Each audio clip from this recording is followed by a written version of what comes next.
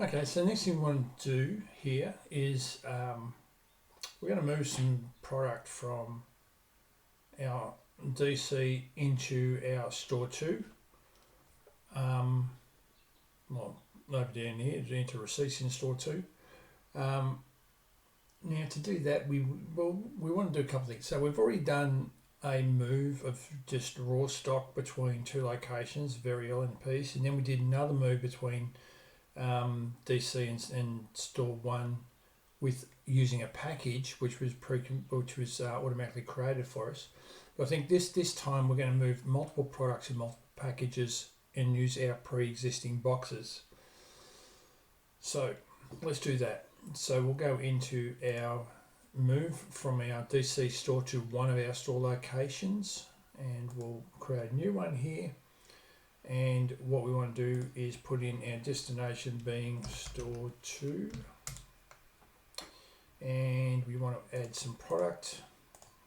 We want some A's and some B's, and I'm going to put in 15 of these and 9 of these, and we get the red forecast button, which until we reserve some stock and things, that'll stay red. And so we can't adjust any of these until we mark this as a to-do. So let me do that. And so marking as to-do means it's now in the queue of things that are ready to be managed, shall we say. So it's reserved the stock, but it's also giving us the hamburger icons, which we can go into and see the individual items that we've got here. So what we might want to do here is first I'll set a package. I'm going to use box number 6 for hell of it. I'm going to put 7 of these in there, and then I'll create a new line, and I want to do a new, create a new line and select that same destination. And then I'm going to use box 7, and it automatically knows that I've got 8 to go, so I can save that. And then what I'm going to do here, I might put some of these in box 6 as well. I'm going to put 6, why not, six of them in there, and add a line. Yep, I'm going to do it to that location, and I'm going to put that in the other box, which was 7, 3. All good. So we're really mixing things up here. So we've got 2 products that are in 2 boxes, but we're sprinkling them across the various boxes. And so that is now ready to go. So I can now save this and validate. So validate just means that this is probably with the guys out in the warehouse, getting ready to ship these out to the store.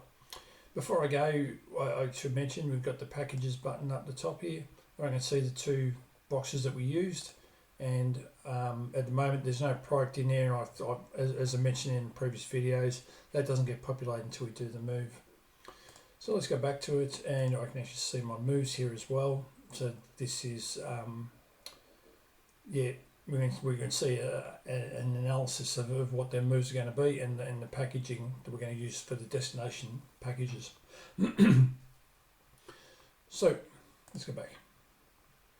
So you can validate this now, which means that we moved the product from the shelf into the boxes, packed the boxes, and put the boxes on the truck. And so now the boxes are on the truck on their way to store 2. So let's go back to our overview, and we should be able to see that store 2 is waiting on some goods to be received. So there's 1 shipment to receive, 2 operations to receive. So we'll open this up, and we can see this is the 1 receipt coming in and 2 products. And if I click on the hamburger, I can see the boxes there, so it's all good. So really now we can either scan by product or by box to bring up this receipt. If the guys, if we're back here, we scan one of the boxes, we will open up this receipt, and we can receive those boxes in. Up the top, I've got my moves again and my packages, which are going to look exactly the same as what we did a second ago, but this is at the receiving end. And so that's all good, and then what we can do is validate now.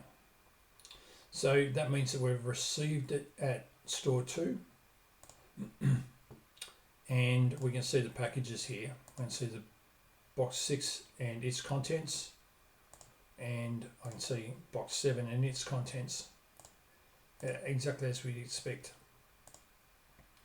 I can, before I go and do any unpacking or anything, let's go and have a look at the products. At the moment I can see I've got 100 product A's and 50 product B's, which is correct. If I open up the product B's, I'll select on hand, and I can see that in my main distribution center I've got 41 of these items, and then in store 2 I've got 3 and 6, but they're in separate boxes. So what I can do now is I can go to one of these. Actually I should just follow breadcrumbs back. Let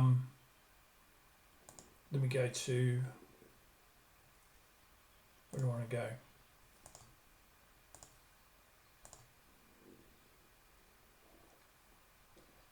A better way to look at it might be to look at it via the packages. So here, because typically I'm not going to open up, when I open up the box, I'm going to open up and